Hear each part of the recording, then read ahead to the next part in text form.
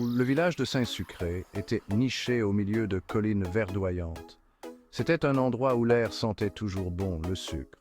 Chaque année, le village organisait un grand concours de gâteaux. C'était une tradition que tout le monde adorait. Des banderoles flottaient dans la douce brise, annonçant le concours à venir. Les rues étaient décorées de rubans colorés et de ballons. L'excitation était palpable. Les villageois s'activaient, se préparant pour le grand jour. Les enfants répétaient leurs acclamations, impatients de soutenir leur pâtissier préféré. Les commerçants décoraient leurs vitrines de glaçage et de vermicelle. L'arôme des gâteaux qui cuisaient flottait dans les rues, se mêlant au parfum des fleurs en éclosion. Tout le village vibrait d'impatience. Le concours de cette année promettait d'être le meilleur de tous. Il se tenait sur la place du village sous un chêne géant. Des tables étaient chargées de gâteaux de toutes formes et de toutes tailles, d'imposants gâteaux à étages, de délicieuses pâtisseries et des créations fantaisistes. Chaque gâteau témoignait du talent et de la créativité du pâtissier. Les villageois se rassemblaient autour, les yeux écarquillés d'admiration. Ils étaient impatients de savoir qui remporterait le très convoité fouet d'or. Les juges, des pâtissiers renommés des villes voisines, prenaient place, prêts à déguster et à évaluer les délicieuses créations. Le maire du bois, un homme jovial et gourmand, souhaitait la bienvenue à tous au concours. Il leur rappelait l'importance de la tradition et de la communauté. La foule applaudissait, impatiente que la dégustation commence. Le soleil brillait de mille feux, projetant une chaude lueur sur la scène festive. C'était une journée parfaite pour un concours de gâteaux. Grand-mère Louise, connue pour ses talents de pâtissière, avait créé un chef-d'œuvre. Son gâteau était une imposante montagne de chocolat, recouverte d'une riche ganache noire. Des rivières de caramel cascadaient le long de ses pentes, scintillant au soleil. De minuscules arbres comestibles parsemaient le paysage, ajoutant une touche de fantaisie à la création. La montagne était ornée de miniatures pics enneigées en meringue. Un téléphérique miniature, fabriqué en chocolat, montait la montagne, témoignant du souci du détail de grand-mère Louise. Le gâteau n'était pas seulement un dessert, c'était une œuvre d'art, un témoignage de son amour de la pâtisserie. J'ai passé des semaines à perfectionner cette recette, en sélectionnant soigneusement les meilleurs ingrédients. Je sais que ce gâteau est mon meilleur à ce jour. J'espère que les juges apprécieront les efforts que j'ai mis dans chaque détail. Grand-mère Louise rayonnait de fierté en présentant sa création. Les villageois restaient bouche bée d'admiration en contemplant la montagne de chocolat. Les enfants pointèrent du doigt le téléphérique, les yeux écarquillés d'émerveillement. Des murmures d'admiration parcoururent la foule. Le gâteau de grand-mère Louise était sans aucun doute un prétendant au fouet d'or. L'arôme de chocolat riche emplissait l'air, mettant l'eau à la bouche de tout le monde. Le petit Maxime, le petit-fils de grand-mère Louise, se tenait à côté d'elle, tenant son propre gâteau. Le gâteau de Maxime était une création ludique en forme de chien malicieux. Le chien était fait d'un gâteau moelleux et léger, recouvert d'un glaçage aux couleurs vives.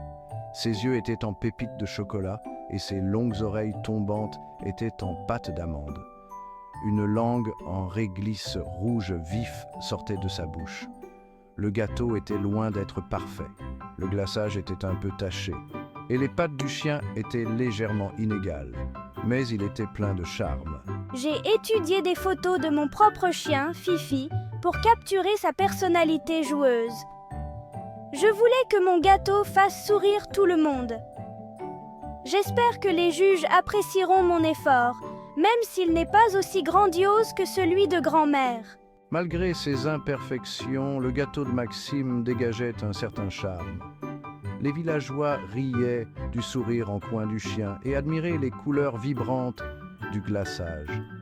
Le gâteau de Maxime n'était peut-être pas le plus impressionnant techniquement, mais il avait certainement conquis le cœur des villageois. Il témoignait de sa créativité et de son enthousiasme. Section 4, le dilemme des juges, une symphonie de saveurs. Les juges commencèrent la dégustation. Ils goûtaient chaque gâteau avec une attention particulière. leurs expressions allant du plaisir à la contemplation. Ils savouraient les saveurs riches et appréciaient les décorations complexes, prenant des notes diligentes sur leurs impressions. Quand nous sommes arrivés à la montagne de chocolat de grand-mère Louise, nous étions stupéfaits. Nous avons admiré ces détails complexes et savouré le chocolat riche et décadent. Le caramel onctueux et crémeux était tout simplement incroyable. C'était vraiment un chef-d'œuvre. Je dois dire que c'était le meilleur gâteau au chocolat que j'ai jamais mangé. Ensuite, ils se sont approchés du gâteau en forme de chien de Maxime. Ils ont souri à son design ludique et ont goûté le gâteau moelleux et léger, appréciant la douceur du glaçage. Nous avons été surpris par la façon dont un gâteau aussi simple pouvait être aussi délicieux. La texture du gâteau était tout simplement exquise. Les juges ont délibéré longuement, discutant des mérites de chaque gâteau. Ils ont admiré l'habileté technique de grand-mère Louise et apprécié la créativité et le charme de Maxime. Ils se sont retrouvés face à un dilemme. Comment choisir entre deux gâteaux si différents, mais tout aussi délicieux? Section 5. Le gâteau qui prend vie, un coup de théâtre inattendu. Pendant que les juges délibéraient, quelque chose d'inattendu se produisit. Le gâteau en forme de chien de Maxime commença à remuer. Sa langue en réglisse trembla et ses yeux en pépites de chocolat clignèrent. Les villageois restèrent bouche bée, incapables de croire ce qu'ils voyaient. Le gâteau en forme de chien, semblant prendre vie, sauta de la table. Il commença à remuer sa queue en pâte d'amande et bondit vers Maxime, lui léchant le visage avec sa langue en réglisse. La foule éclata de rires et d'applaudissements. C'était un moment magique que personne ne pouvait expliquer. Les juges n'étaient pas complètement déconcertés, se frottant les yeux avec incrédulité, se demandant s'ils rêvaient. Le gâteau, maintenant assis joyeusement aux pieds de Maxime, continuait à remuer la queue, appréciant l'attention. J'ai serré mon chien gâteau dans mes bras. J'étais fou de joie. Je n'arrivais pas à croire que ma création avait pris vie. C'était la chose la plus incroyable qui me soit jamais arrivée. Les villageois applaudissaient, captivés par le spectacle magique. Section 6. Une douce victoire. Célébration à Saint-Sucré. Après une longue délibération, les juges annoncèrent leur décision. Ils déclarèrent une égalité. Grand-mère Louise et Maxime reçurent tous deux le fouet d'or. Les villageois éclatèrent de joie, convenant que c'était le résultat le plus juste. Maxime et moi rayonnions de fierté.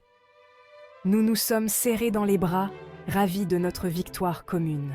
Le village fit la fête jusque tard dans la nuit. Ils se régalèrent de gâteaux, dansèrent sous les étoiles et partagèrent des histoires sur le gâteau magique en forme de chien. Le grand concours de gâteaux de Saint-Sucré resterait dans les mémoires pendant des années. Il ne s'agissait pas seulement de délicieux gâteaux, il s'agissait de la joie de la communauté et de la magie des moments inattendus.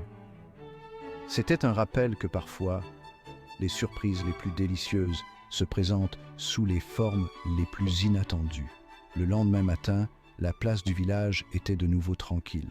Les banderoles et les rubans flottaient encore dans la brise, mais les gâteaux avaient disparu. Seuls les doux souvenirs subsistaient. Les villageois attendaient avec impatience le concours de l'année prochaine, se demandant quelle nouvelle merveille les attendait. À Saint-Sucré, l'amour de la pâtisserie et la magie de la communauté continuaient de vivre.